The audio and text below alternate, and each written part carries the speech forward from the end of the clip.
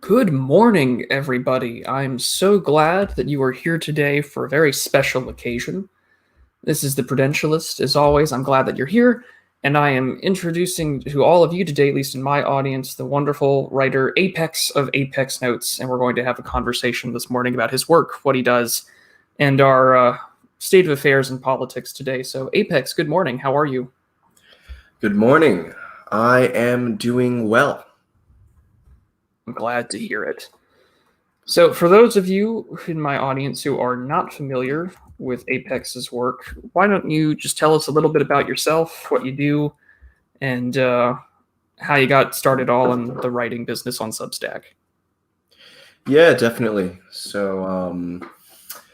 Right now I live in New York City. I work for the lizards on Wall Street. So I am, tell rich people how to make more money. It's great. Definitely a very fulfilling job. But been involved in politics right about since I was, I'd say, 11-ish. The first time I ever knew what a president was the year Obama got elected.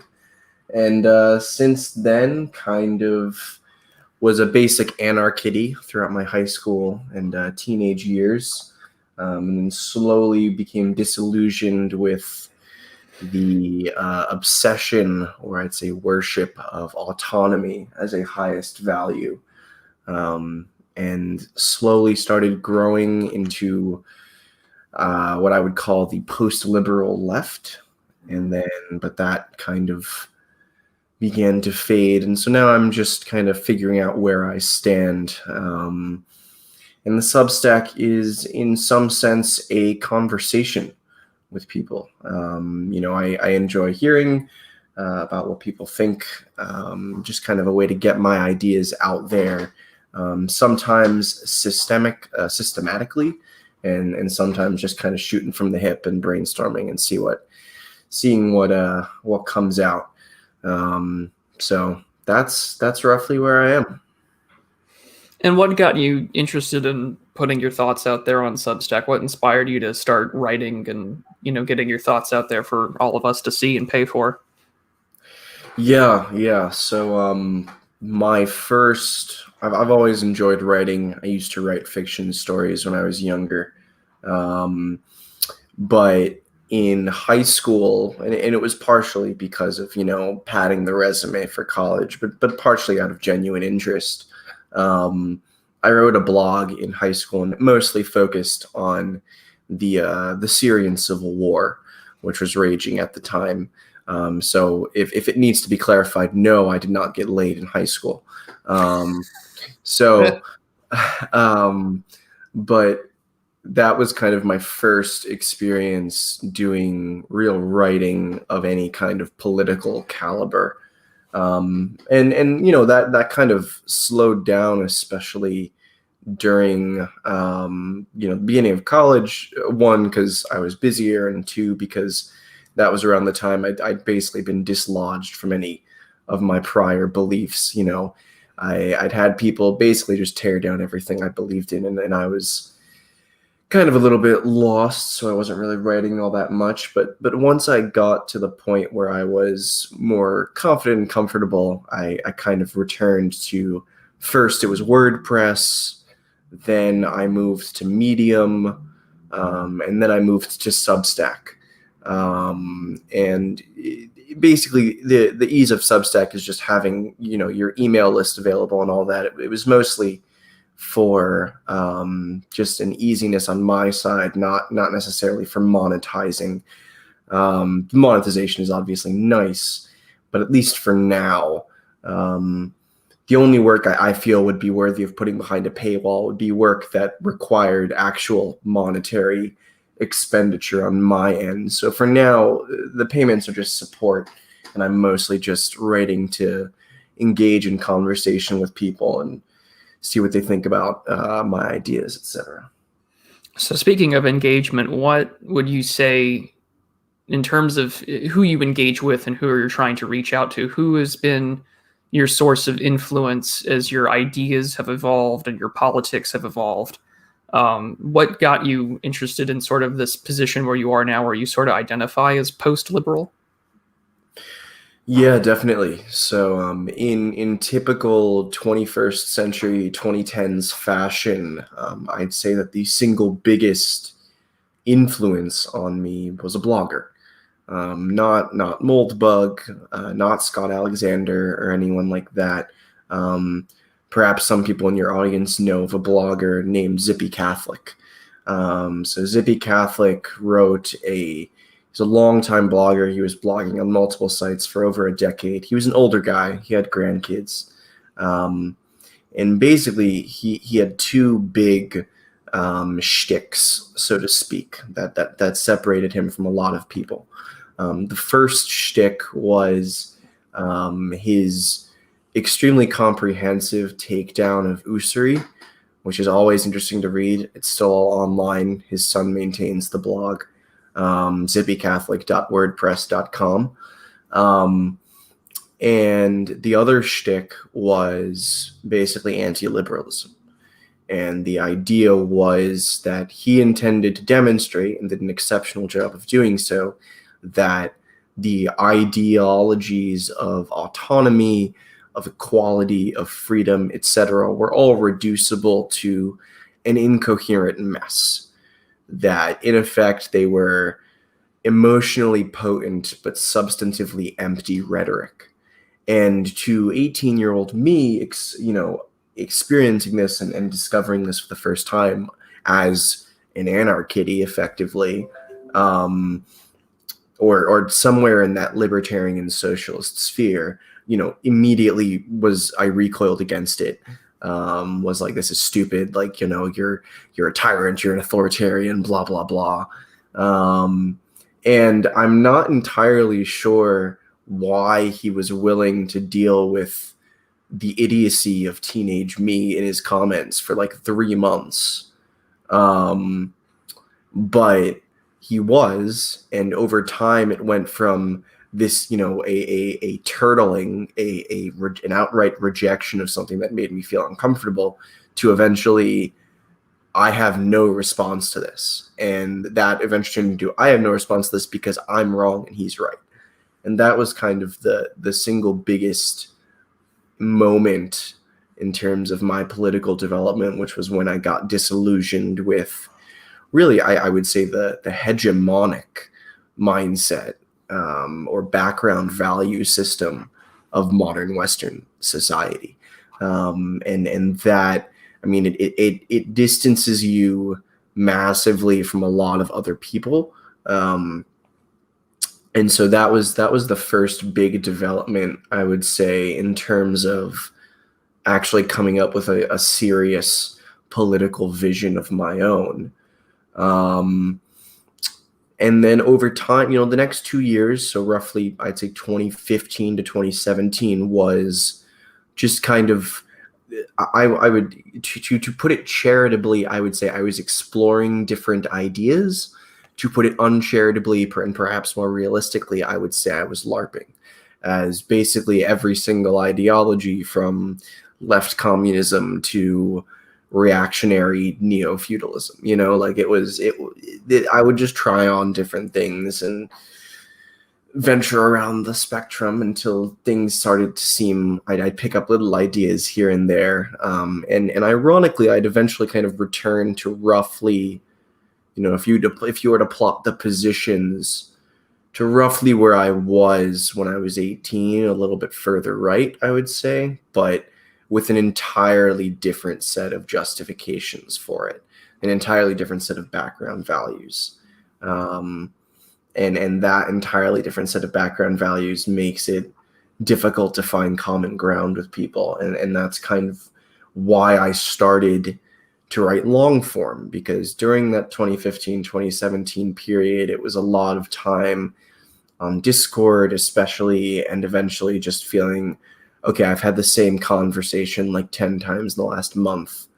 I'm going to put my ideas down in one place for reference. And so then it was WordPress, then Medium, then Substack. And that's roughly where I am now in terms of the writing.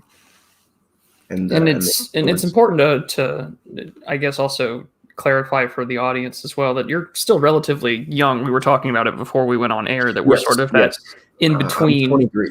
Yeah, 23. Yeah. So I can relate being 25, like just the in between of Gen Z and millennial and seeing both worlds and that political amalgamation of seeing the world before the collapse in 2008, economically, and then what's happened afterwards has definitely been, I think, one of the greater political socialization factors for people our age.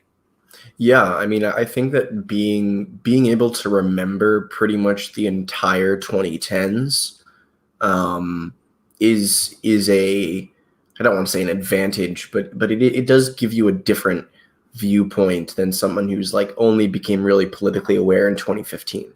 Um, I think that looking back, the 2010s are going to be an extremely important decade in terms of the ongoing decline that will perhaps be turned around, but at least for now, the ongoing decline of uh, the American neoliberal Western world order, so to speak. So it is weird. Where I mean, I still remember the time before smartphones were a thing. I still remember the time when my dad used to pull physical maps out from the back of the car when we got lost. Like those are not memories that most people just a few years younger than us grasp. So it is interesting. It's been a very different socialization era, I think, for the two of us. And I mean, considering your line of work IRL, how does that impact your look at, I guess, both sort of the neoliberal system that we're under, but as well as your writing? Because I mean, you work in an institution, or at least in that area, right, in finance on Wall Street, where you see, sort of what many, either on the left or the right, would sort of say is one of the biggest problems in both the United States and the West. So how does that affect, how you view things, how you would want to change things and your political views?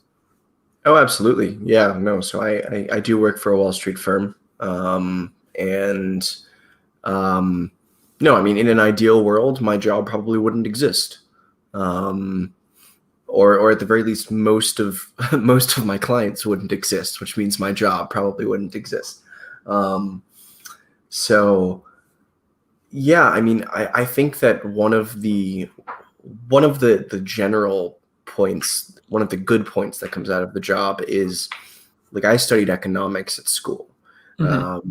and if anyone who follows me on Twitter knows, economics is one of my favorite things to rag on. I call it a pseudoscience. It's astrology for men. Blah blah blah. So it's one of those things where a positive that's come out of my job is being able to see kind of like how things work, not in theory but in practice, and understanding that like it doesn't really matter what the models say. It's like you got to make a prediction, and if you're wrong, you might lose someone $10 million, and then you're not going to have a job ever again. um, so there's a pragmatism that comes with it, which is nice. At the same time, you get an insight into how a lot of big firms make decisions. Um, from anywhere from pricing to diversity and inclusion to anything, any kind of hot topic issue in the corporate space. Um, so it is, that's one thing. And on the other hand, there is a point of saying that a lot of the topics we would discuss are not inherent. They're not like I can't go into the office and be like, in an ideal world, none of us would, this office wouldn't exist. Like that's not I lack a company spirit if I were to do something like that. So the Substack and Twitter are ways for me to kind of have conversations that I frequently otherwise wouldn't be able to. So that's kind of where I am now. So there's positives and negatives that come to being stuck in techno Babylon, so to speak. Well, considering where you work, I guess this is sort of a good segue into eventually the piece that you wrote earlier in March that I wanted us to talk about today. But I kind of want to ask the question simply because I know that you and I come from vastly different political backgrounds and viewpoints. And I thought it would be interesting to ask the ever so fun question. Do you think there's any sort of ethical consumption that we have in sort of a market economy? Yes. Okay. I don't think I think that there is no ethical consumption under capitalism argument does one of two things. Either it flattens consumption into everything is just evil, or it's used as a way to get out of responsibility. I think that there are a variety of different production methods that are some are better than others. I think that there's a variety of different intentions out there. I do think that there is ethical consumption. I can understand kind of just the blanket argument that like a trade-based economy, an exchange-based economy is necessarily evil. Or like markets are necessarily evil. Like, sure, to an extent, I guess you can make that argument. I don't particularly find it all that convincing. And I think that there is, I think I'm very skeptical of positions that appear to push all responsibility to this kind of vague system.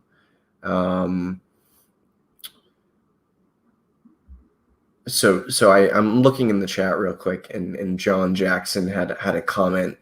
What do you guys think of consuming only what you produce as much as possible as a means of ethical consumption? I think that that's very reasonable. I think that, engaging locally is very reasonable. I still think that in many ways it comes down to how are you producing? Are you doing it in a way that's destroying the land you live on and is unsustainable, or are you caring for the land you live on and your technology, etc., and doing it in a way that's sustainable and you could pass it on to future generations, etc.?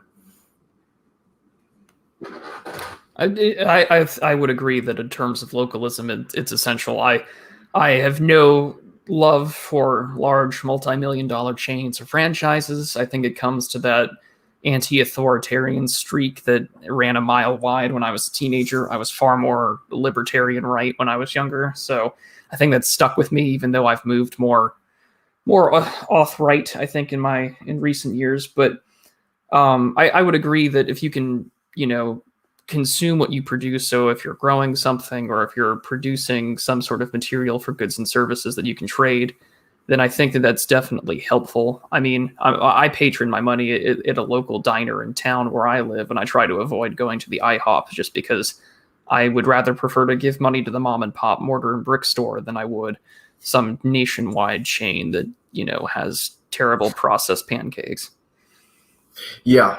I mean, and I think that you and a lot of my politics can be summed up as a kind of a rejection of managerialism and bureaucracy. And I think that, there is anywhere from experiencing my uni bureaucracy to anything else, it was a big pain in the butt. So I think that, there's I don't even know if I would call that libertarianism, just as much as a rejection of bureaucracy. But yeah, I do agree of that localism, that localist strain. I mean, anti-managerialism, I think, is something that can be, I think that kind of transcends traditional avenues of political, delineation. I mean, I worked in law during my undergrad. I worked for a variety of attorneys. And if you want to see just how terrible the managerial system is, work in the criminal justice system. That's a nightmare in itself. And that made me realize, just, I can understand abolitionist arguments.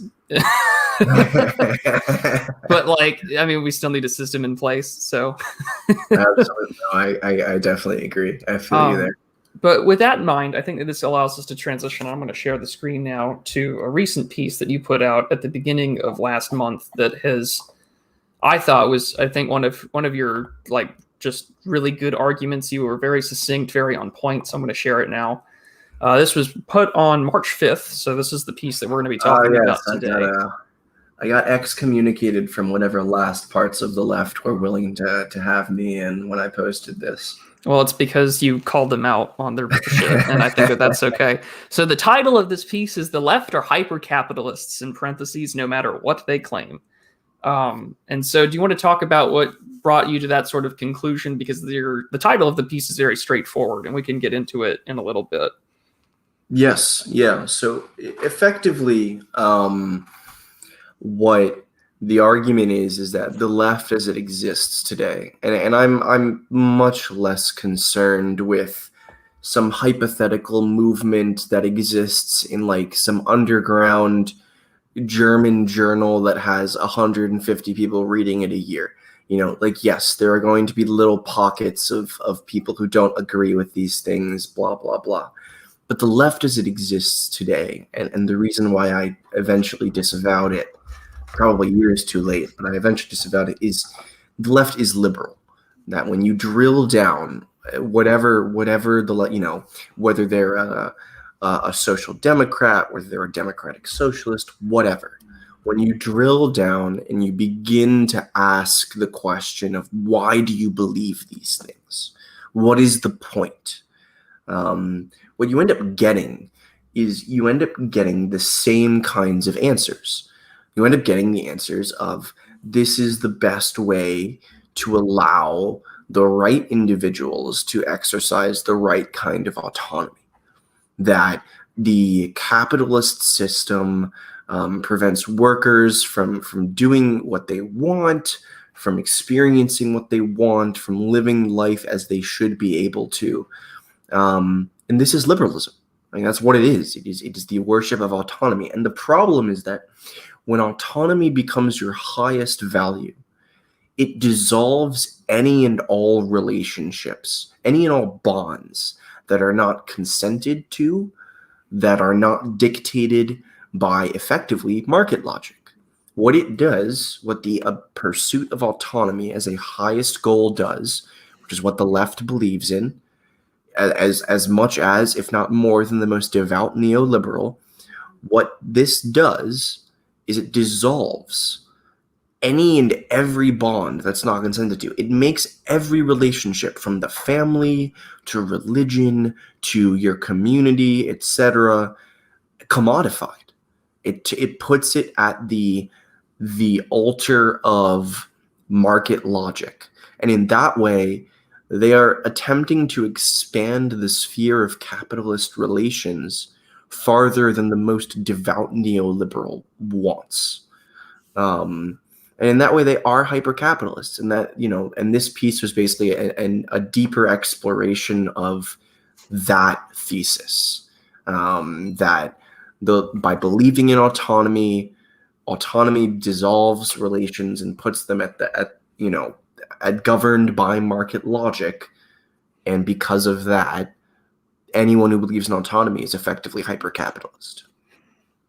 So let me prod your Yep. assumption here as the devil's advocate. So let me say, for the sake of this little contrarian moment here, let's say I'm a very angry lefty and I've come across your Substack and I'm reading this piece, and like you with Zippy Catholic, I'm turtling up and I'm very frustrated.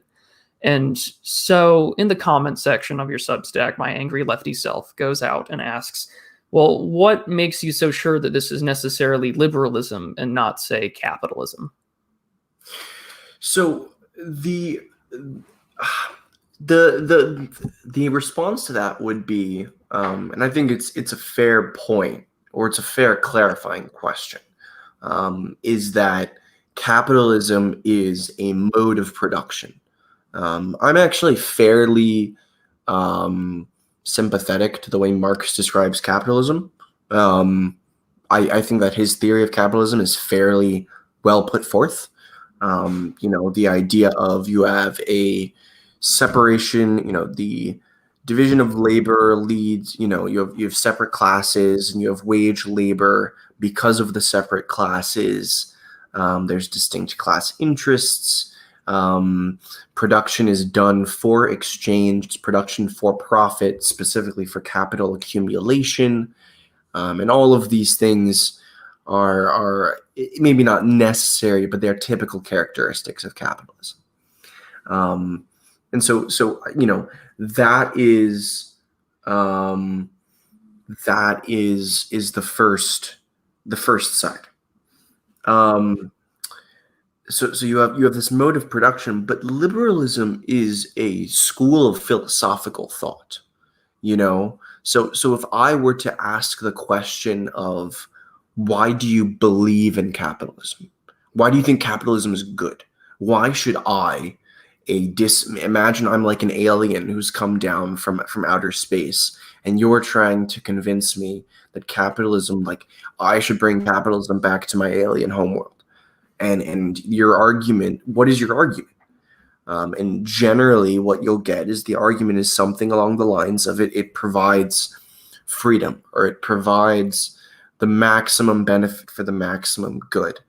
And these are philosophies. Liberalism is a philosophy. It is a kind of, if we want to be pretentious, a social ontology. It is a way of understanding the individual and society. Now, one could make the argument that liberalism and capitalism necessarily go along together. I'm not sure if that's the case, but the idea that, oh well, I'm just describing capitalism is not true. There have been open liberal socialists, and I would make the argument that every single communist today, or the vast majority of them, are covert liberal socialists. That's kind of the point of this, and then the point is that you can't be a liberal socialist. That a liberal socialist is just a hypercapitalist. So, I think that while an interesting clarifying question, I worry that I worry that you're trying to compare two apples to oranges. I think that's a very good answer. And with that, I would like to move to a line here in one of the opening parts of your piece where you say, but note, exploitation and domination tend to just be indirect ways to affirm autonomy. They smuggle the value of autonomy in through the back door. Sex work is exploitative because it frequently relies on women who have no other options. Of course, the implication is that if a well-off woman who could choose her own clients, etc., choose to engage in sex work, there would be nothing wrong. Bodily autonomy and all. There is no other moral principle at play, of course. Don't be a prude. Now, I found that interesting because there are plenty of ways that we use other, rhetorical and linguistic tricks to smuggle in our opinions. I'm sure you're familiar with Carl Schmitt's infamous quote on, the invocation of humanity. So I was wondering if you wanted to expand on that in terms of exploitation and domination, other words and buzz terms that we use to sort of make the principal value of autonomy in virtually all aspects of our political discourse. Yeah, absolutely. So Zippy was the first one who wrote about this, but I'd say that the single best comprehensive systematic deconstruction, I guess is the best terminology for it, of language, of the various terminologies and rhetoric that are used and how they are all reducible to autonomy, at least in today. And I'm talking freedom, liberty, obviously, but also equality, dignity, privacy. They all reduce to this voluntarist conception of self-expression, to this autonomy. Was done by John Safranek in a work called The Myth of Liberalism. And I think it's on Library Genesis at this point. But I have the hard copy, and it's a fantastic book. Very, very, very well done. And the point is that all of these terms, when you look at how they are used, they all reduce to the same voluntarist concept of autonomy. And so when I look at how exploitation and domination are used, not necessarily how they could be used. We're not talking about how these terms could be operationalized. I'm talking about how they are used today by the left. You see that they're used effectively to demonstrate that they're just new ways of using autonomy. So rather than relying on freedom, which appears to have lost its allure to some people, you get to use these other terms like exploitation or domination that sound evil. Again, emotionally potent but substantively empty rhetoric. And so when you look at sex work, for instance, I pick that because frequently you get the left as saying sex work is wrong because exploitation, but also actively engaging in what the language they use is like anti-moralism. The idea that you cannot or should not be putting any other moral demands on these exchanges beyond that they are consensual and that they're done by people with similar levels of power. In other words, that they are autonomous. And so there's no question of, is there perhaps a different substantive ethic of sexuality? Is there perhaps a substantive ethic of production? No, there's just autonomy. There's just autonomy, and it's just couched or hidden or smuggled in through the back door via other rhetorical tricks. And this doesn't have to be the case. I mean, I wrote a piece recently about privacy that also caused quite the stir, about how there used to be a substance up until even the 60s, the 1960s in the US, the most profoundly liberal country in the world. There used to be a substantive notion of privacy. There can be ways that you can describe a substantive freedom or a substantive domination.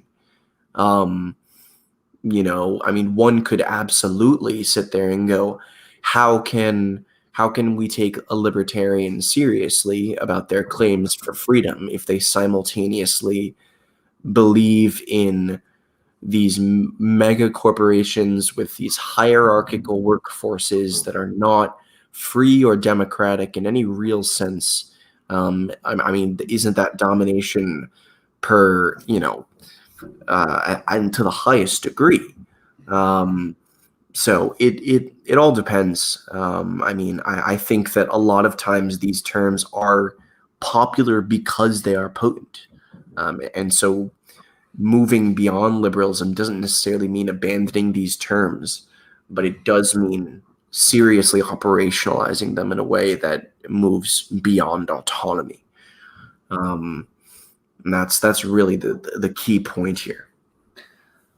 And so with those terms in mind, and with the thesis primarily operating under the concept of autonomy, and maybe perhaps by extension individual autonomy, how would you reconcile that with, say, the more collectivist, or at least in rhetoric, the collectivist appearance that we're seeing, at least here in the United States, with, say, certain racial grievances and our current dilemma when it comes to, say, Black Lives Matter and specifically more identitarian argumentation?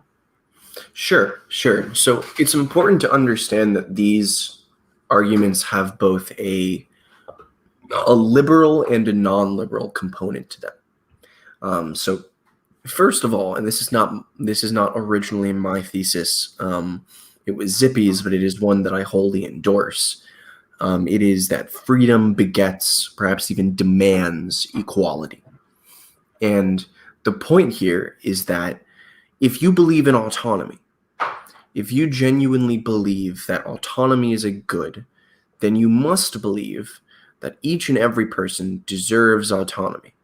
And unless you come in with some kind of argument that certain people are incapable of practicing autonomy or they're less worthy of it, which certainly some people do, you have to believe that all people deserve autonomy. And the problem here is that I can only have autonomy, or I can only be as autonomous as you, and you can only be as autonomous as I am, if we have roughly the same opportunities. And or perhaps if you are being the ideal, if you are genuinely believing in this, the ideal is that we have the exact same opportunities. There is no difference between what we can do. There are no limits to my possibilities that you don't have, and there are no limits to your possibilities that I don't have. And so this, of course, it generates a demand, and it is a demand for equality. And one of the big things here is that the equality of opportunity to be real demands, especially if it wants to be real to an intergenerational or over time, it demands to a significant degree, perhaps even to the ultimate degree, an equality of outcome. That you can't have an equality of opportunity without an equality of outcome. That to claim so is to be willfully blind to the reality of the situation. And so what you get is you get two animating principles. So one is that you have people who believe that certain, and to some degree they are correct, and to some degree the grievances are either engineered or exaggerated. But there is an argument that certain groups do not possess the same degree of possibility, of opportunity. They are not equal in that they do not possess the same degree of autonomy as the dominant group in society, generally portrayed as white men. And the problem that we get is that this leads to, of course, it flows directly in, and it ends up synthesizing with a fairly natural ethnocentrist impulse in people. I'm not saying that people are necessarily ethno-nationalist. That's not what I'm saying. What I am saying, though, is that people are generally ethnocentrist to an extent. And so you get this kind of convergence of interest in which you have both a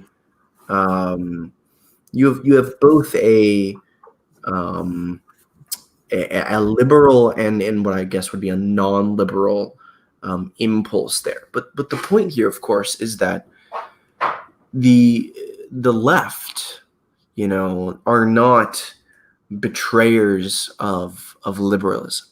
Whatever the intellectual dork web might claim, they are not betrayers of true liberalism or whatever. They are as truly liberal as everyone else. Liberalism being incoherent means each strain of liberal picks their set of unjustified exceptions, and the left picked a different set than the intellectual dork web. And that doesn't make them non-liberal. The problem remains that until you reject liberalism broadly, their arguments stand. If they can demonstrate that they meaningfully lack opportunity, then they meaningfully lack autonomy. And if you believe in freedom, that is now a justification to rectify a situation that is wrong. And that's that's the problem there. The idea that the left is more collectivist is wrong. To a degree, it is certainly true that the left will tend to emphasize strains of liberalism that lead to a collective of atomized individuals, but the same thing can be said of neoliberalism and of the conservative, quote unquote, conservative allegiance to capitalism. Capital dissolves relations. It wants to dissolve anything it cannot commodify and replace it with a commodified alternative that it can maximize profit from. That is what the incentives demand. And so these two things kind of roll together. And so I'm very, very cautious about making the claim that, oh, well, the left are, they're collectivists or whatever. A handful of them are. A handful of the most delusional tankies are. They also tend to be 17. So I don't particularly pay them much attention. If you're looking at the dominant strains of the left, they're all aligned with autonomy. So that's, and again, autonomy it demands equality. You can't escape it. Which in turn led to the next part of your piece where you talk about it increasingly demands an atomization and universalism, which begets more atomization of the individual because those bonds are erased. And I think this leads to two questions that I had based on your response from earlier. Is you had said earlier that you had some sympathy for the Marxist interpretation, or at least his analysis of the marketplace. And do you agree, I guess, with that Marxist interpretation that we see capitalism and by extension the market is sort of the self-correcting system? Do you find that to be a valid criticism, especially for someone who looks at things from a market perspective with your work? No. Okay. And here's where I'll delve into that a little bit without getting too into the weeds on esoteric economic theory. Marx is in many ways an extension of, perhaps even a culmination of, the classical school of political economics. And so that classical school is generally conceived of consisting of Adam Smith, David Ricardo, and to an extent, Malthus and Mill. And so in many ways, Marx fairly uncritically repeats a lot of classical claims in the first volume of Capital. One of the most dominant or obvious being that the classical political economists believed that capitalism would destroy rents. In other words, any kind of economic profit extracted from not being productive. That it would destroy all of these, that competition would lead to a situation in which there would no longer be any rents, and this is a good thing. In many ways, you can coherently read Marx's claims about capitalist extraction of surplus value as being the ultimate rent, as being the most widespread rent. And that in many ways, Marx is effectively the final classical theorist. The point, of course, is that I would say that the problem with Marx and with the classicals broadly is the assumption that there is a harmony of interests, or at least there's a harmony of interests amongst particular classes. In many ways, the idea of the invisible hand, which, for Adam Smith, the invisible hand, the first time it popped up, and the more it's more prominent in his philosophical work, The Theory of Moral Sentiments, than it is in his economic work, The Wealth of Nations. Why is this? Well, in many ways, the invisible hand, The idea that each person working in their self-interest will naturally align with the common good is not a empirically rigorous claim.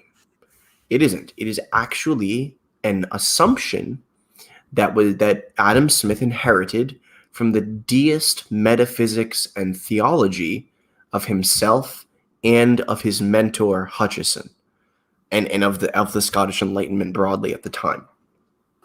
And so Marx is kind of, obviously he critiques on a variety of grounds, but to a degree he extends the idea of the market as a self-correcting mechanism. And the reality is, and I think Adam Smith would have realized this if he was honest with himself, because he hints at it.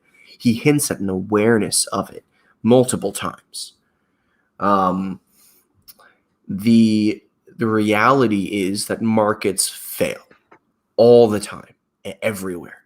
That absent very particular kinds of starting and maintenance conditions, markets do not do what they claim to do. They do not operate as they are theoretically claimed to operate or supposed to operate. They break all the time. And even a small break can cause massive consequences.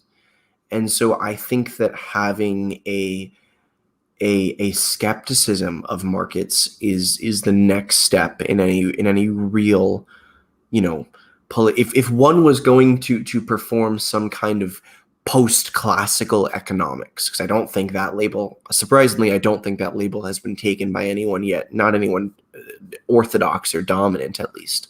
If someone was to do a kind of post-classical economics and said a lot of what Marx and Smith said is fairly compatible and coherent, but we need to start from, supply and demand are not the most fundamental laws of economics, market power is, and build a new economics from there, I think it can be done. And I think it can be done coherently. But I think that, unfortunately, there is a market fetishism that has pervaded a ton of society. And you end up reaching a kind of fork where either you demand that you stick your head in the sand and pretend that the market is going to work, or you stick your head in a different patch of sand and you pretend that increasing bureaucracy and managerialism of the state is going to work or is ideal. So no, and I did talk about this to a degree when I was criticizing conservative allegiance to capitalism broadly. That was a somewhat bombastic claim, but I do think there needs to be a far greater skepticism of markets. Oh, I know. I believe that was the companion piece that you wrote to the one that we're reviewing today, is that sort of the right's position on the marketplace inadvertently has I think as you described it, as a battered wife. Yes. To where conservatism is the abused and battered wife of capital. Yes. And you'll hear that from a lot, especially from the neo-reactionary types, where there's a more greater skepticism of markets, is that the greatest political mistake that I think that the right has put itself in was adopting the more fusionistic take of Frank S. Meyer and others during the 1960s to combine this sort of market productivity and economic mobility of libertarianism with sort of its traditionalism that we see socially. But obviously the market power won out. And so this is where we get the lovely meme that I'll see from lefty Twitter criticizing libertarians. And you'll even see it from the right of, the Gadsden flag being stepped on by the corporate boot, saying tread on me harder. Cause it's, it's as long as it's not the state, it's okay. And that has made it the battered wife. But it's a bootlicker by a different name. Yeah, it's a bootlicker sponsored by Amazon instead of the government. But we talk about Marx, and you brought up in this passage, it is ironic that it is the Marxists themselves that have brought to fruition Marx's famous claim that all that is solid melts into air, all that is sacred is profaned, and man is at last compelled to face with the sober senses of his real conditions of his life and his relations with his kind. And I find that that's a criticism I think that transcends both Marxists and perhaps non or capital skeptic leftists is that at least on the right, or at least a very specific brand of the right, you'll also see people who are concerned that the sacred is profaned and commoditized. Yeah. I mean, I think that there's a whole lot of fusion, a different, not fusionism, the Goldwater Revolution, etc., but different fusions across the traditional left-right spectrum, so to speak, if that spectrum still exists. And no, I think that the point of this quote, and I think that the point of bringing it up, at least my intention, was to again tap into this reality that if you want to abolish the capitalist relations, if that is, because this is what the left claims, if we're going to take them at their word, if you genuinely dislike capitalism, okay, we'll take you at your word, all right? But if we're going to take you at your word, then we need to ask a question, which is, why do you have a value system that appears to support the economic system that you claim to oppose? That you are now putting every single relationship possible under the governance of market logic, under the governance of the value form. If it is not valuable to me, if I do not consent to it, and why would I consent to it if it wasn't valuable, then I don't want it. And I should have the right, I should have the freedom to leave it on the side of the road. And that is what the leftists believe. And so all of these solid relationships, all of these, everything that is sacred, whether that's religion, whether it's the family, whether it's community, the idea of being embedded in a community, I would argue that in that sense, there are the anti-capitalist parts of the right are probably more collectivist than the left, and that's not a bad thing. There's an awareness of the community, that there is a society, there's something more significant than just the individual, or even perhaps than just families. And so, there is if we take them at their word, then it is the Marxists. It is, or the nominal Marxists who, taking the most liberal reading of Marx possible and of his descendants possible, have marched through the institutions as they claimed and brought about their utopia, and then stared around and gone, well, this isn't what we wanted. And the answer is, it is what you wanted. This is exactly what you wanted. This is the world that you asked for. The fact that you don't like it is an indictment of your values, but no one wants to have their values indicted. It's painful. Existential crises are painful. And so rather than acknowledging that they are the hyper-capitalists, they are the commodifiers, they stick their head in the sand. And John Jackson is asking, is it fair to say that hyper-capitalism is just commoditized Marxism? And not really. Marxism Marx was fairly, he contradicted himself a lot. There's a lot of reasonable readings of Marx. You can read him as a liberal coherently. You can read him as a non-liberal humanist. You can read him in a variety of different ways. The claim I've made, and the one that has gotten that has gotten some raised eyebrows online, and it was a claim I made in university, and I wrote a paper defending it. is that there are coherent readings of Adam Smith and Karl Marx that lead you to the realization that their two ideal systems are basically identical. And so I wouldn't say that hypercapitalism is commoditized Marxism. What I would say is that Marx's ideas, that the Marxism of today is a liberal reading of Marx, and that hypercapitalism is just the liberal, just the end point of that liberal takeover of the left.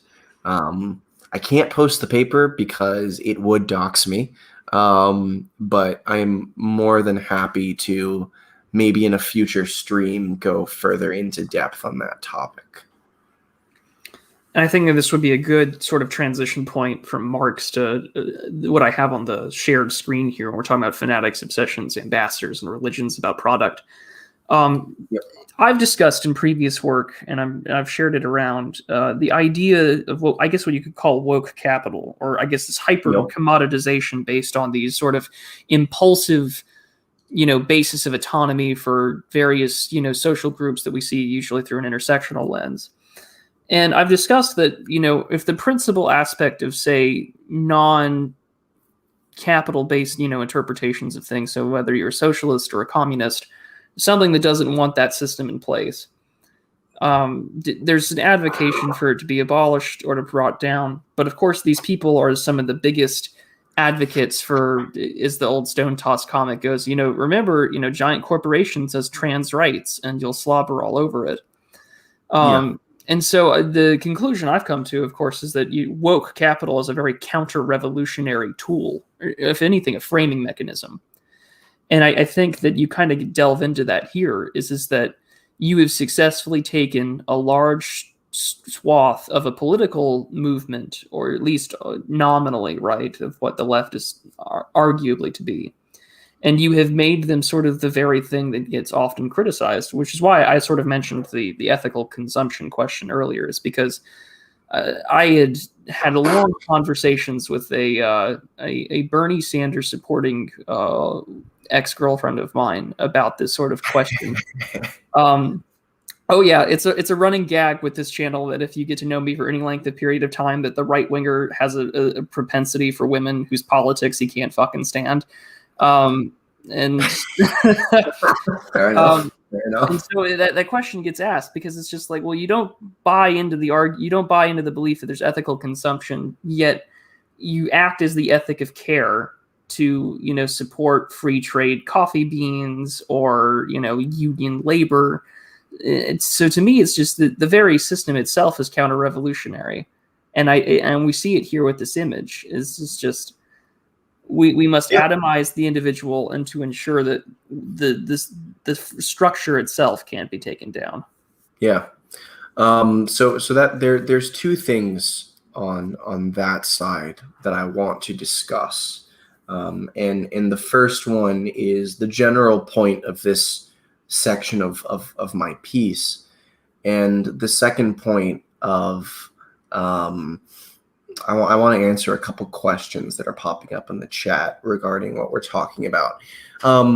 So the first one, talking about this part of the piece, is what you end up getting is you end up getting arguably the most profound commoditization possible, or commodification possible. And that is, you've commodified your very self. And I don't know, I wrote this, just over a month ago. There was a spate of articles, I think one of them was like Refinery 29 or whatever the hell that brand is called, about how, the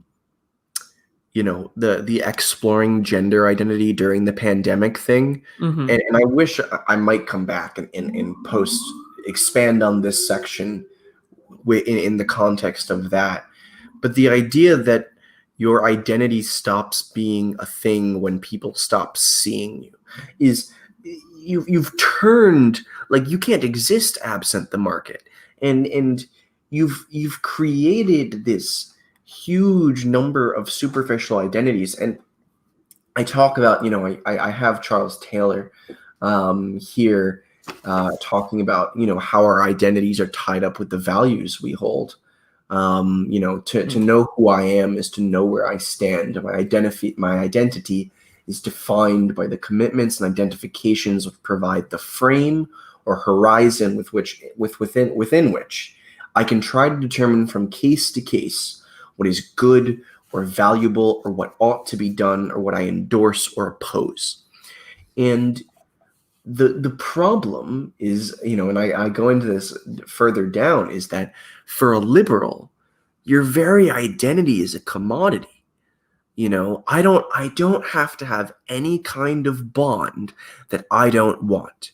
And wanting this puts everything at the altar of market logic, at the altar of what a handful of interesting Marxists might call the value form.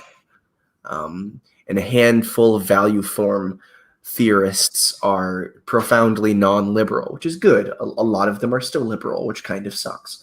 But the problem is that you have a system, you have a market for identities, and that is so profoundly capitalistic. Like I can barely put it into words.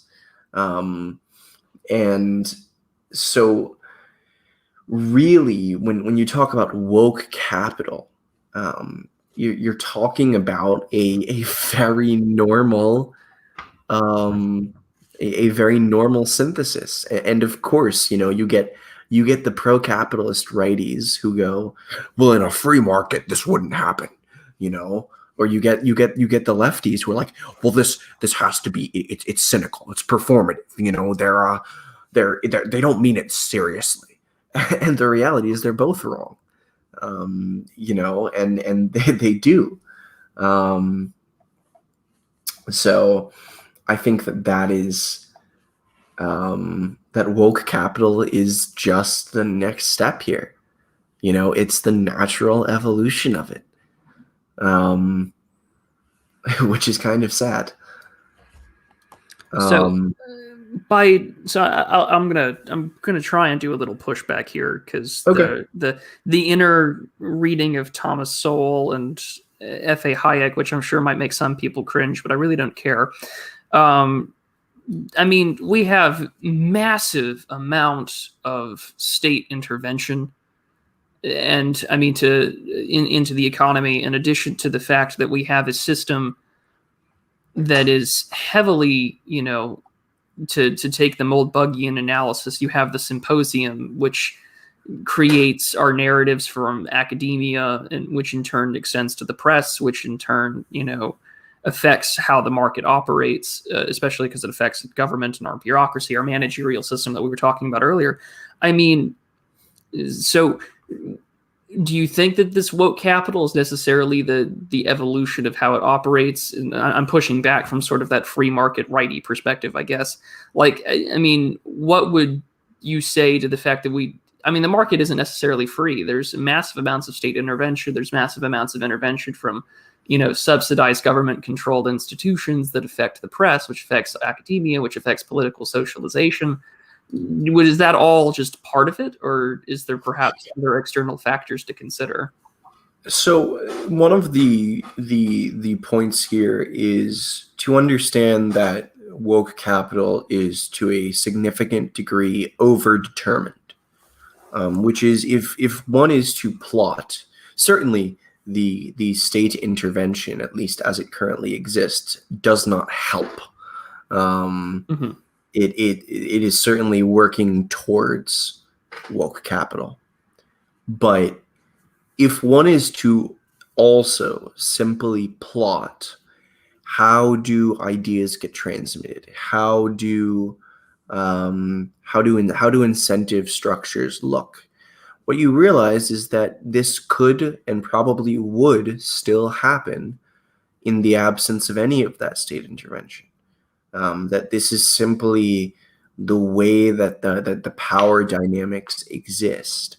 Now, obviously, markets cannot exist independent of the state. They are established, they are endorsed, they are defended by the state. It's impossible to have a market without the state.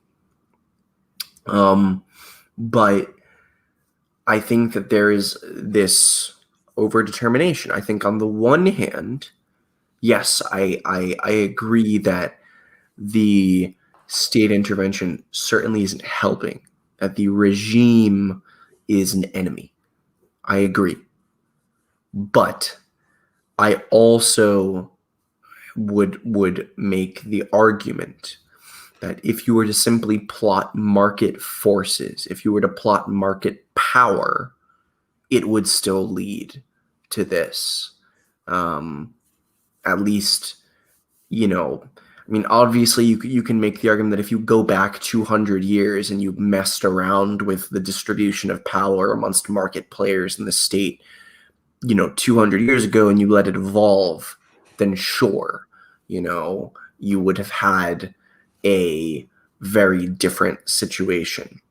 But I don't think that by the time the state intervention was really pushing it in that direction, that it was already going in that direction. So, the point, of course, is that, a free market is not laissez-faire. A free market describes a set of conditions that can only be established and maintained, ironically, by immense state intervention. Like, you need to have serious anti-scale laws. You need to have property. You need to have limits on capital accumulation. But this is why, again, I make the claim that if you take Adam Smith at his word, he basically ends up sounding like Karl Marx, or at least Karl Marx ends up sounding like Adam Smith.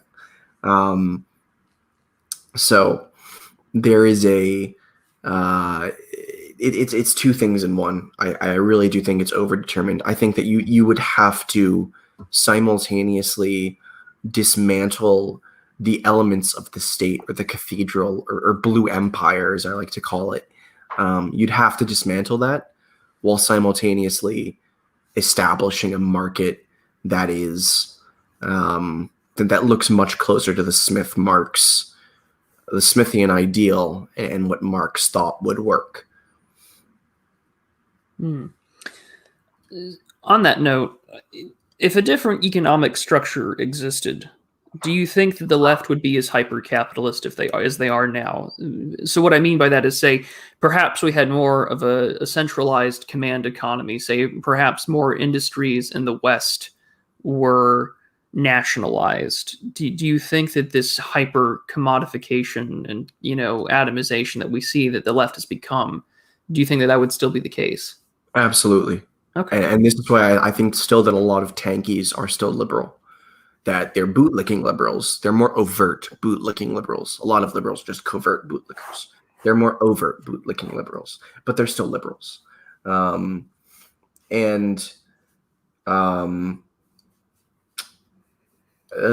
the problem is that it comes from the background values. The hyper-capitalism comes from the background values, and those background values can and will exist independent of the mode of production. The mode of production might push one way or the other, but the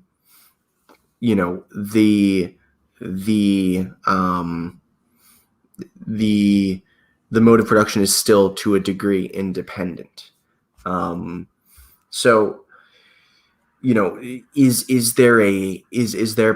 there perhaps distinct, you'd need a distinct set of values. You need a new social ontology, that you would need something that looked closer probably to fascism.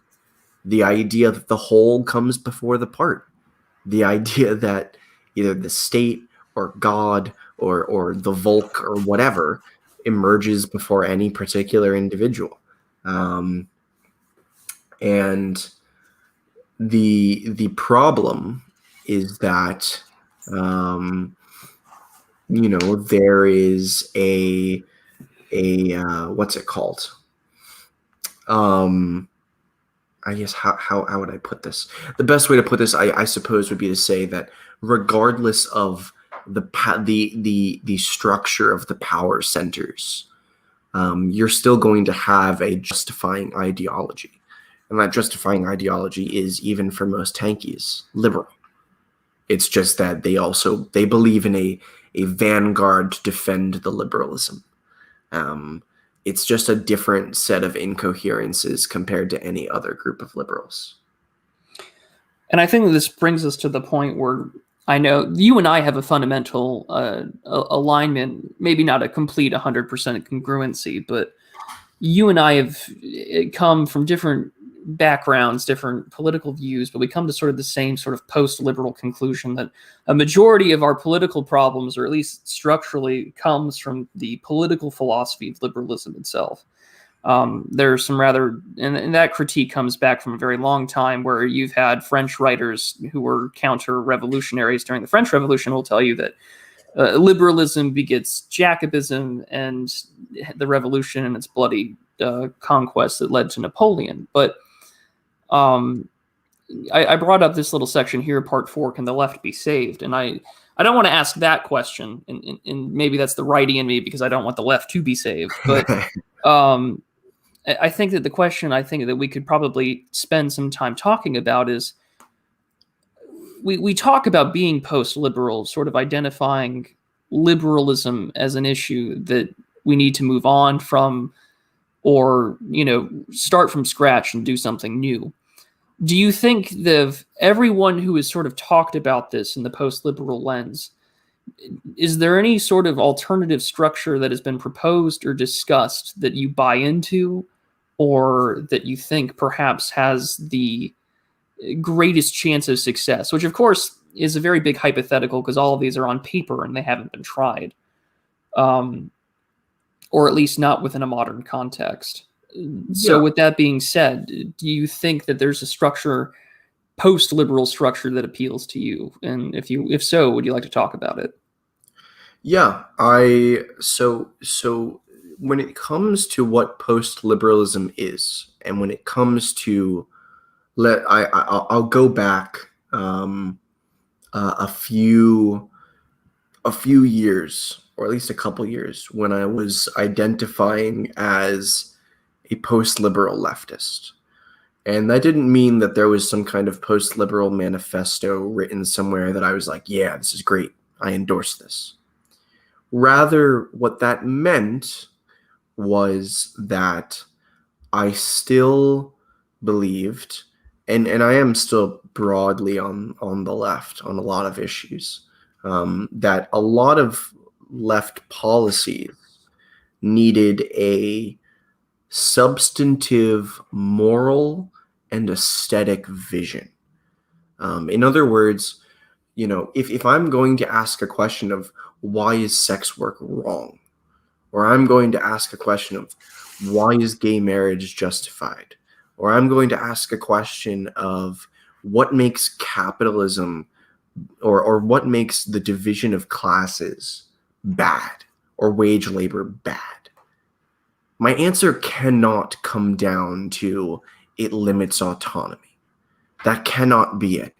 I have to have some kind of moral theory. I have to have some kind of serious moral and aesthetic vision. And this really is what, Charles Taylor is probably my second biggest influence.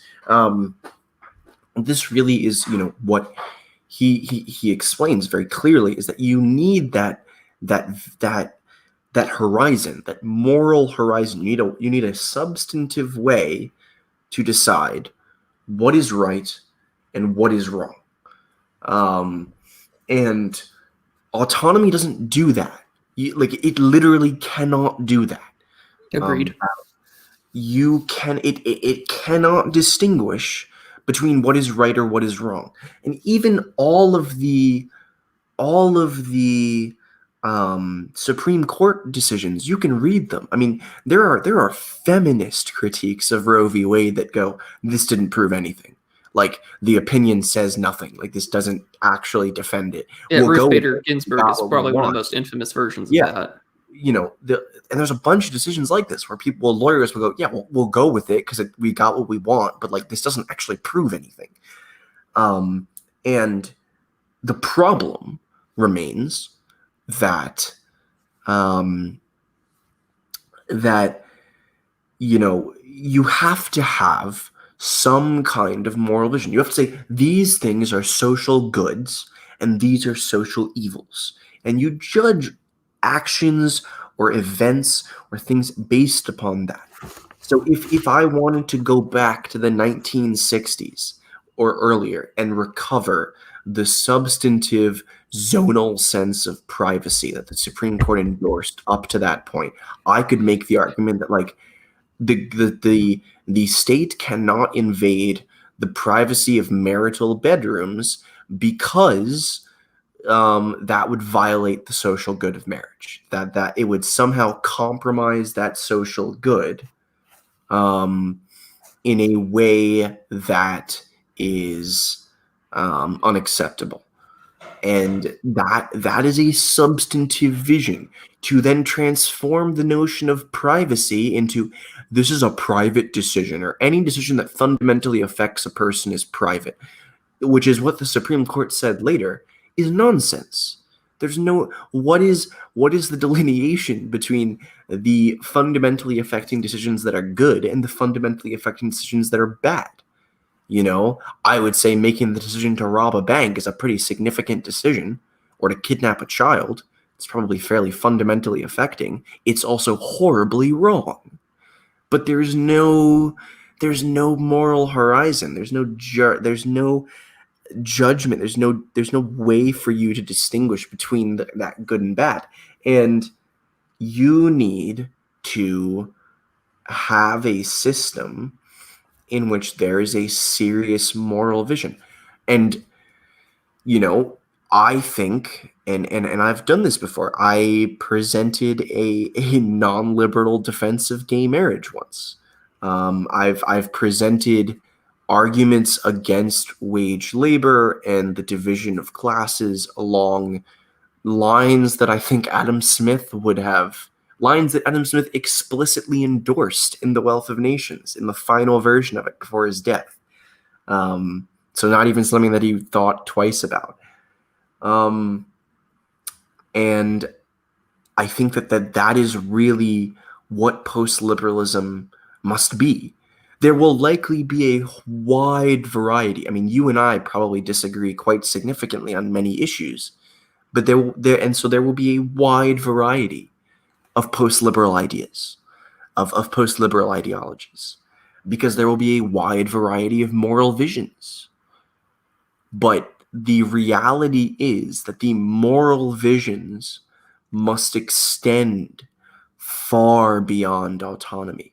Obviously, being able to make your own decisions is important. I mean, it is the crux of moral responsibility. And look, you don't need to have the totally free will. That whole metaphysical debate is stupid, in my opinion. But you do need the ability to make your own decisions according to your own nature or completely independent of it, with a will that can redefine itself whenever it wants. And this problem comes down to the reality that you can't center autonomy. I oppose managerialism. I oppose bureaucracy, but you need to have substantive goods and evils. And that means that and people oppose this because generally it means that certain things they do right now, they claim it doesn't harm anyone, and so they can do it, they wouldn't be allowed to. Yeah, it's where you get the libertarian argument of a victimless crime. Yeah, which is nonsense. Well, yes, for I'm sure reasons that you and I would probably come for vastly different conclusions. But I think it sort of begs the question, and not to beg the question in like a fallacious sense, but liberalism as we know it in its traditional political sense often requires negotiation, renegotiation, and compromise, which of course, if you're taking a look at it from a rightist perspective, you'll hear people like John Doyle and others that will tell you, in sort of criticizing the traditional Burkean concept of incrementalism, is that apathy towards incrementalism inevitably leads to absolutism, which I kind of think is what we're seeing now, especially with how the hyper commodification of people has led to this all or nothing attitude about morality, which of course leads to the NRX position of Moldbug about nomian and antinomian perspectives of the left and the right. But as we talk about trying to move on from that, and we talk about a moral system that can come from it, traditionally we have in the liberal system, of course, this framework, which is this high and mighty neutralism, which doesn't exist. But we like to adhere to it for this sort of neutral, equal playing field of ideas, the marketplace of ideas as it's known, where we're supposed to have a healthy dialogue between opposing views that lead to a formulation of either consensus building, some sort of compromise, or perhaps synthesis. Clearly, I think you and I can agree that that doesn't exist anymore. That's gone, and I don't think it's ever existed. However, I think that you can argue that there is a benefit to that exchange of ideas, sort of what we're doing now. So my question to you would be, do you think such a restoration is possible to bring that back? Or do you think that in a post-liberal ideology, whether it's, it has its own moral code that I may disagree with as someone on the right, or that you may disagree with as someone who's more left-wing, do you think that whatever comes next, do you think that that kind of concept of exchange of ideas, do you think that that will be in that system, or do you think we're going to move past that somehow? Well, the point is that, one, the marketplace of ideas, which I'm skeptical ever existed in a meaningful sense, at least in the United States, is, because I think it falls prey to the same delusions that other market fetishism applies to, which is the idea that it ignores market power. That, and I mean, Alexis de Tocqueville knew about this, and he makes a very interesting, this is 150, 160, whatever years ago, makes a very interesting observation, which is that in the United States, or in the New World broadly, they claim to have freedom. They claim to have freedom of opinion, freedom of speech, and yet the opinions seem more constrained in the New World, the diversity of opinions, than in the Old World. And his argument is that in the Old World, regardless of the opinion that you have, there is some institution out there that will have your back, whether it is the state, whether it is the church, whether it is your local nobleman, whatever. Someone will go, yeah, that sounds like a decent idea. We got your back, bud. And there are none of those long-term institutions in the New World. And if any of them existed in the native peoples, after 95% of them died, they're gone. So there's nothing. There's no history of institutions there. And so all you get is public opinion.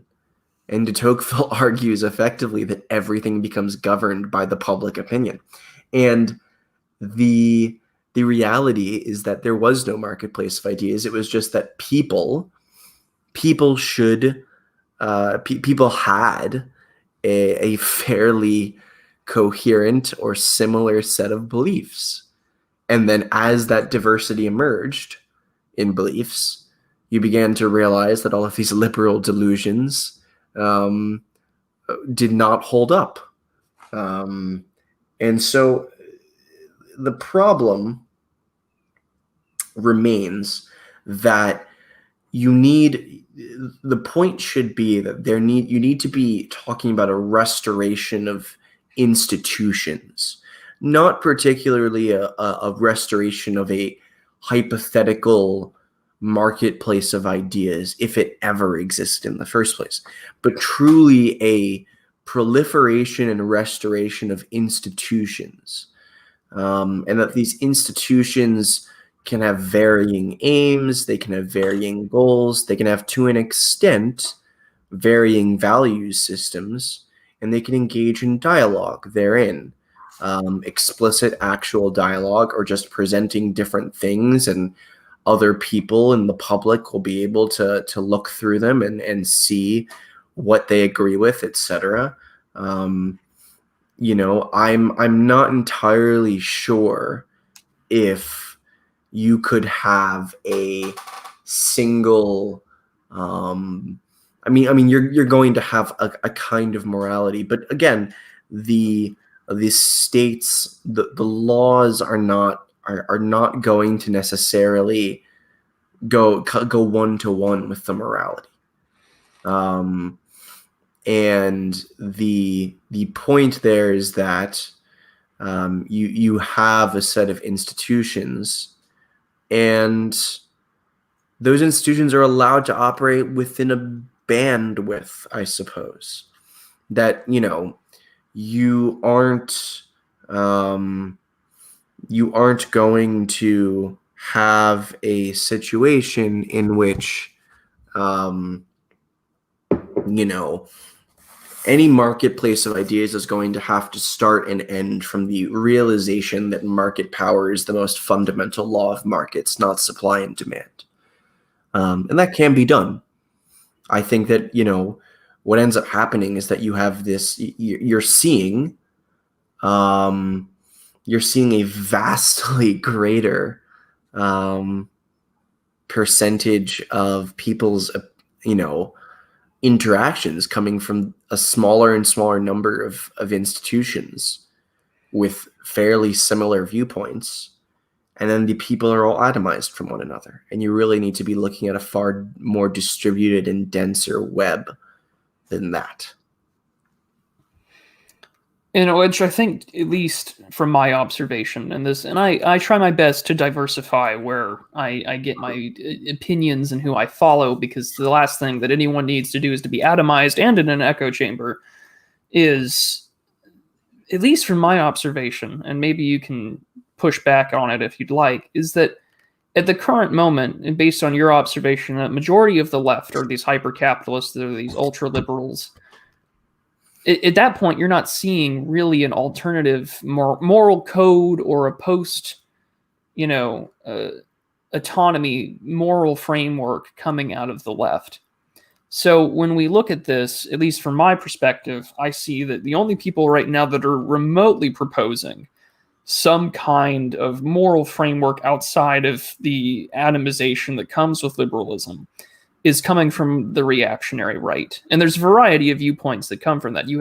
And it is also what makes the right wing so disparate in its traditional sense, is because you have anarcho-capitalists, you have Catholic distributists, you have integralists, you have monarchists, you have neo-cameralists, you have Moldbug, who wants like a joint stock company running the country, or at least, nation states.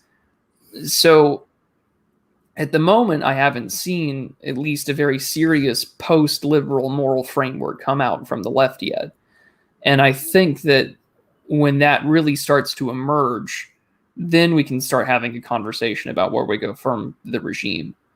I agree. I agree entirely. Yeah, which I think is frustrating for a lot of. Yeah, I mean, I can only imagine how frustrating it is for someone who holds left-wing views, where it's just like the problem has been identified, but there hasn't been a meaningful proposal that either A, hasn't been commodified, where the as Marx pointed out, has been turned into a commodity, or the sacred has become profane, or we've discussed earlier where it's just been sort of almost like a regulatory capture, where woke capital as we know it has sort of bottled up any sort of revolutionary movement or ideals, and has made sure that those in power stay in power, and as long as the company puts the black square on or waves the rainbow flag. Absolutely. And that's one of the reasons why why I got excommunicated from the left, broadly speaking. It's one of the reasons why I wrote about something that was on my, when I was doing my political economy series on my old Medium, which I will be returning to on my Substack soon. It was why I refer to this thing called the Capitalists fork, which is like either you accept corporate bootlicking or you decide that you're just going to hand over all the power to the state. And rather than going, okay, this whole framework needs to be ditched, it's why I've referred to these systems as increasingly dazzling castles built on a foundation of sand. And every time the tide comes in and goes out, everyone's arguing about where to build the next beam to make sure it doesn't all come crashing down, when the real solution is just saying, okay, guys, I know this castle's really comfortable, but we need to like get up and move to the dirt over there and build a new one. And it's going to be hard, but you know, there you go. And the you know, the problem, and this is why, you know, part 4, Can the Left Be Saved, and why the subtitle of this piece was, there are ways out, but will the left take them? I don't know. I really don't know. I mean, I wanted to believe for a very long time that it was possible. And a part of me still holds to that belief. But what I have come to realize is that, and it's the same reason why I published my, you know, why do rebels help the system piece. What I've come to realize is it may simply be the case that it's too late, that the left is too far gone, and that it is impossible for us to find any meaningful institutional support there. Now, again, my disagreements with the right are numerous, but there's a reason why I spend, or I appear to spend, significantly more time amongst the dissident right than I do amongst left, because there is no dissident left, because the left aren't dissidents. They're in power. They like to pretend they're liberal. I mean, they like to pretend that they're rebels, but they're not. They're in power. They refuse to accept that. And I, you know, it's tough, because I sit here and I wonder very strongly about, is it possible to present a post-liberal left? And if so, is it going to be me and 4 other guys in a corner jerking each other off? Or is it going to be any kind of real substantive movement? To give you an answer to that I don't think you're going to appreciate or like, but I mean, oh no, well, I mean, if it ends up being 4 guys circle jerking over a bunch of blogs, congratulations, you're essentially what the NRX was about 12 years ago. But I mean, what I'm saying is that, will a post-liberal left exist? Most likely. Will it emerge organically, or will it emerge as a reaction? And I believe it'll emerge as a reaction, because if there's ever going to be a change in the regime, and if there's ever going to be a change in the system, it will come from the right. And I think that I think Nick Land has talked about this in The Dark Enlightenment as to how you get there, which I recommend anyone to read, especially if they're more dissident right-leaning, or at least are interested in what a post-liberal world might look like. But if you're but what I'm saying is that if you're going to have a post-liberal system, the right currently has a variety of ideas of what that would look like, both on a moral system, whether you want a reactionary, the meme return, or the trads, or whatever you want to call it. There are others that are not as traditionalist. I think what would happen is, if something were to be proposed in a serious manner and gain traction, that a post-liberal left would emerge as a reaction to that, response to that. I mean, and I think the problem is that, you know, one, when would the post-liberal right emerge as any kind of powerful structure? That would probably be too late. You know, they as much as I respect you all. I mean, there is a just a total lack of institutional power. Oh, we'll never have that anytime soon. You know, and that's We kind of recognize the that. point, is you know, I would very much enjoy being able to walk in and you know, to a big leftist meeting and go like, all right guys, we're figuring our crap out. But that's, I don't know, like I don't see it happening. And there are hints of it. There are whispers, especially in the recent I guess LGB versus T kind of thing that's going on recently, where, you know, gay Twitter and trans Twitter and gay theory and trans theory appear to be engaging in something close to a war, as close to a war as those groups can engage in. But I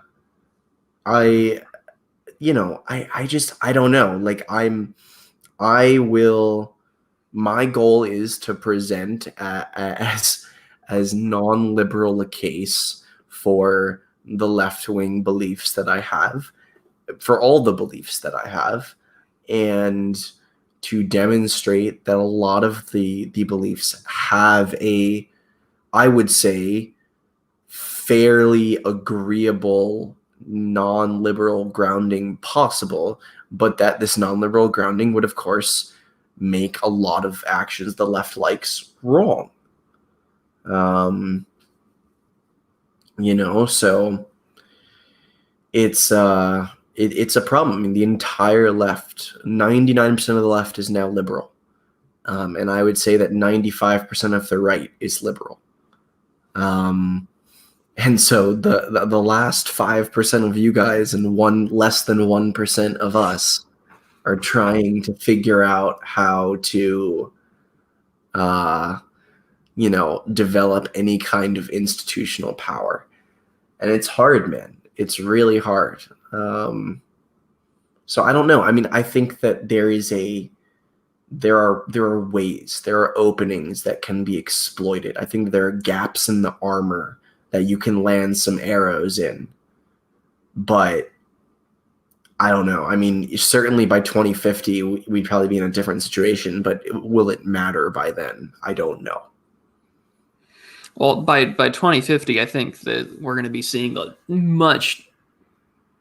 I don't want to. I know I'm going to be alive for it, and I don't want to think about it because to me, it's just going to be a hellscape. And it's just like, oh man, you know, because the ratchet turns on a lot of things, and I think that the left that we see, the liberal left, right, we have is very Schmittian. Like you talked about the LGB versus the T thing, and I mean, what happened is that the friend enemy distinction became very clear. The institutional power realized that T was a winning wedge issue.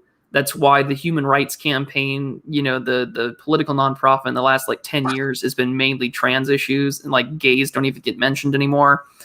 And what happened is that for some reason, gays are now more like the whole log cabin Republican meme is now very real.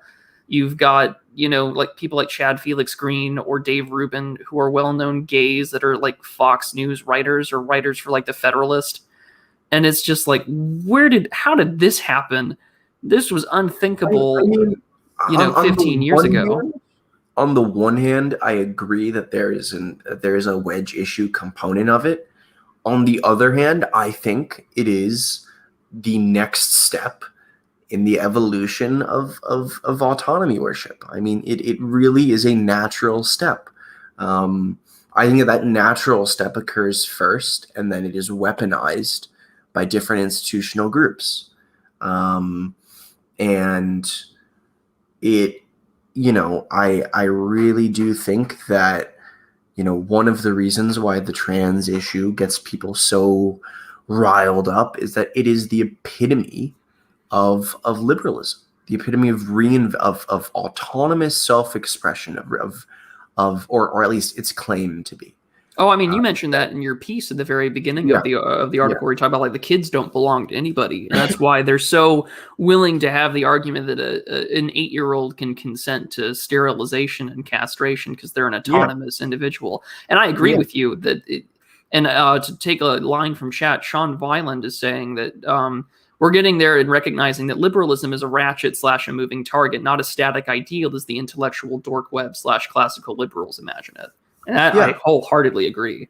Yeah, well, the point, of course, is that liberalism isn't necessarily a moving target as much as it is an incoherent set of ideals and therefore subject to the principle of explosion. You can justify almost anything in a quote unquote coherent fashion using liberalism. There is a paper somewhere out there where someone literally took Rawls's original position and defended both 1984's INGSOC government and just straight up racial nationalism using his original position. I mean, these ideas are vague and they are self-contradictory and they are incoherent. And what that means is that whoever is in power, whoever are the elites, get to shape and decide what liberalism supposedly looks like. And Yeah, so, and Nick the Land classical describes this liberals, perfectly. yeah, the classical liberals are one strain. They're one set of, it's autonomy plus their set of exceptions or their concept of autonomy. And there's a whole bunch of other, concepts of autonomy. We talked earlier about how liberalism demands autonomy demands equality. These are all technically liberal ideas. So in that sense, it becomes a kind of amorphous blob. Indeed, and it's a red pill for a lot of people on the dissident right, where it's like once you realize that liberalism demands equality, all that you're seeing with those like IDW types, the Jordan Peterson types, where they talk about the whole equality of opportunity versus equality of outcome, like you're still arguing about equality. Yeah, no, and it was one of my pieces made of, it was explicit. I was like, equality of opportunity is equality of outcome when you actually look at it. And it got some people angry, but the point is that the idea that There's a lot of righties that agree with that. yeah, the point is that the idea that the left has ruined liberalism. I'm like, no, man, the left is liberal. They are the purest expression of liberalism we see today. You just don't like it, but you have no weapon to defend against it because you affirm the same values that they're affirming deep down. So yeah, and Sean in the chat says even though James Lindsay is beefing with NRX Twitter, he's doing a good job at popularizing the problem of the Hegelian dialectic. As soon as the sacred truth is subject to debate, it will soon be destroyed.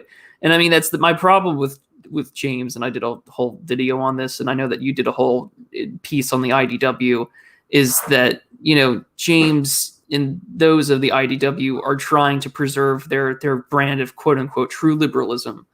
Like you're bringing up problems with the dialectic. The left thrives off the dialectic, and liberalism thrives off the dialectic. But I mean, the problem is that at the end of the day, he fundamentally wishes to preserve the very system that has brought us to where we are in the first place. yeah, I mean, I'm blocked by James, so Same. He kind of sucks. He was not happy when I called him out at sniping at people from behind a block like a child. But I think that I don't think he's a useful idiot. I think he's an impediment. I think that's the problem. Is you can't have someone affirming the same values as your opponent because they you can't. And there is I'm really not, I'm not a Hegel scholar. I'm not entirely confident that one can say that liberalism relies on the dialectic, etc. Or is aligned with it or anything like that. I mean, again, I think that you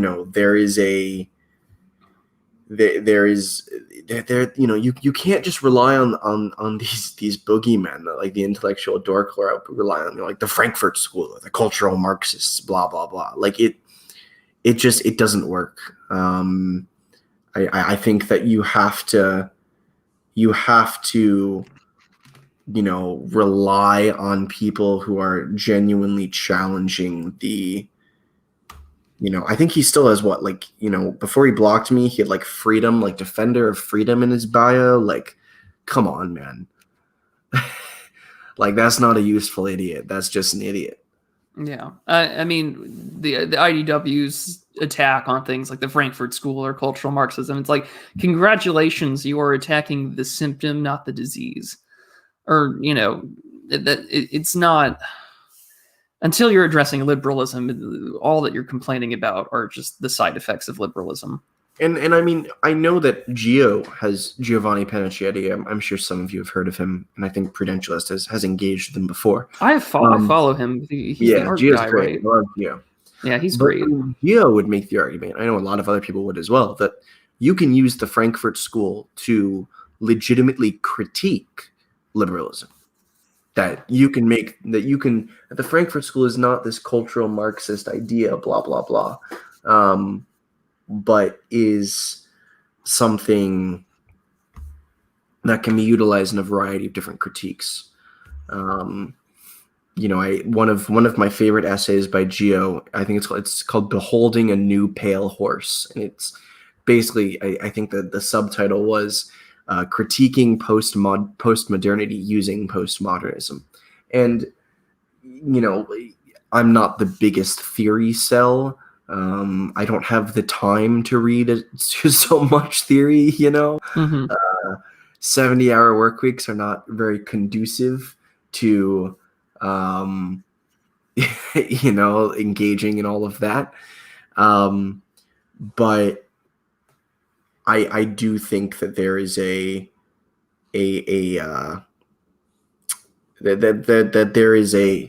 that these aren't symptoms as much as they're just conceptual frameworks that you can use in a variety of different ways. Yeah. Well, with that being said, I think that this would be a good time to move towards the end and give you an opportunity to shill yourself. And so what I'm going to do, I'm scrolling through chat and I'm looking through earlier, and I think some people came to the surprise that no, I'm not interviewing a right winger. I'm not talking to someone on the right. Your gay marriage comment threw somebody for a whirl. That will, that is one that a lot of people, both on the left and the right, ironically, are surprised about. Because I generally lead in the rather unflattering way. I lead in with love is nonsense, blah blah blah, and of course then the lefties come in and they're like, how could you say such a thing, blah blah, and then I'll generally step in and say you can defend it in a different way, and I do intend to, because I intend to present a comprehensive anti-liberalism series, and I'm not sure that might be behind a paywall depending on how many books I have to buy and how much time it takes. But some of the pieces will not be behind a paywall, and the gay marriage one won't be. And I'm quite certain that it will cause at least 5% of my email list to unsubscribe. I'm pretty sure that'll happen. But I would also say that, there is a, what's it called? There is a way to defend a lot of these things in manners that I think are fairly agreeable to broadly the right and the left, and that my goal is to present those kinds of stances, because either and this is it's one of the reasons why on my Medium I wrote about how I went from being fairly pro-choice to, upon engaging with the argument and abandoning autonomy, I ended up being fairly pro-life, and defended that in I don't even know how long that, it ended up being like 10,000 words or some crazy length. But really I want to generate a coherent, cohesive framework, and it will probably not be very right wing, but I this is why I still engage with the dissident right more than the left, which is I see you, and as John Jackson has made the point, as anyone who is anti-liberal, as a individual worthy of having a conversation with, and that's why I respect you and a lot of the other dissident right people a lot more than I respect most of the left.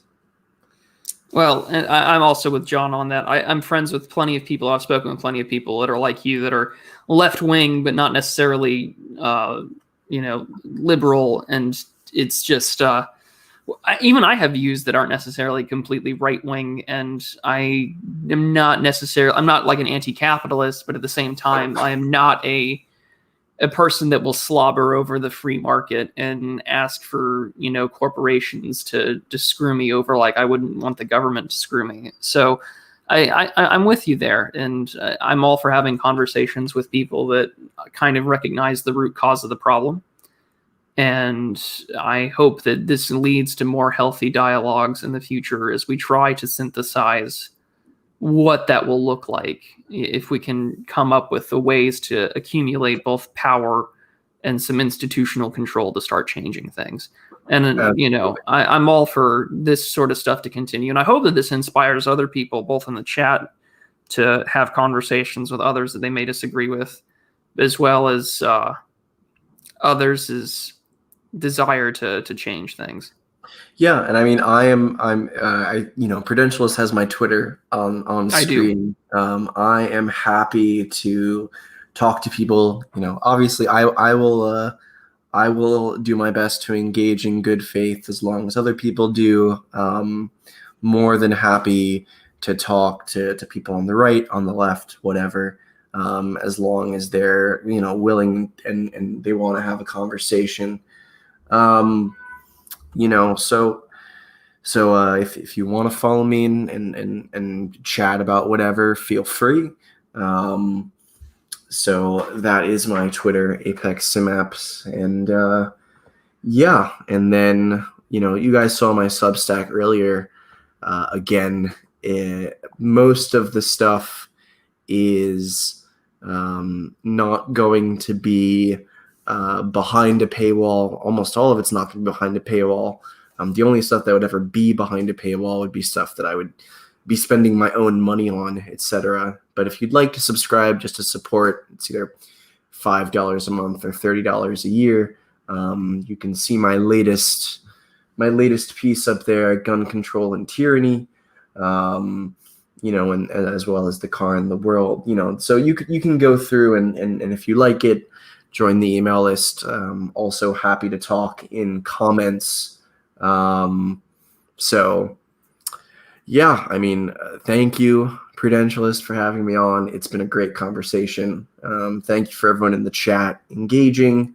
It's nice to see everyone's thoughts. And this was fun. Well, I'm glad that you were willing to come on and talk about your piece and talk about what you, how you view the world and see things. Because I think that whatever happens in the future, I think that there will always inevitably be disagreement, and there will always inevitably be a clash just because of how humans are. And I think that the more that we can restore the idea of this kind of engagement in good faith, because unfortunately internet politics, internet discussion seems to be, we haven't necessarily moved past that era of really shitty internet blood sport, and I can't stand it. But I think that if we can have these kind of more formalized discussions and things in good faith where things are rational and calm, I'm all for it. Like, I did a debate a few weeks ago where it was about the American Revolution, whether or not that was justified, but it was done in an academic setting, like an actual structured debate. And I was like, this is the only way I will ever do that sort of like internet debate blood sports ever. And this is coming from somebody who's done actual competitive forensic speech and debate in college. So it's just like I can't stand the way that people normally do I discourse online. wasn't that much of a dork, but Oh, well, I was, you say you didn't get laid in high school. Joke's on you. I was, the speech kids get around, but but no, this theater kids though. huh? As much as theater kids Oh though. no, theater kids and band kids are like incestuous, disturbing perverts. Oh yeah. No, we were little high schoolers in suits and everything. We had to be very discreet about it. No one wanted to pull a blue dress and get things in trouble. But Oh.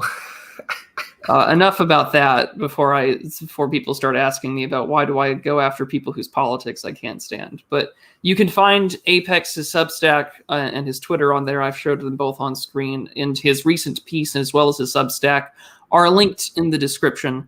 I'm so thankful that all of you stayed for this conversation. It has been a fantastic time. Apex, thank you so much for coming on, and I wish all of you a fantastic rest of your Saturday. Take care, everybody. Thank you guys. Have a great weekend.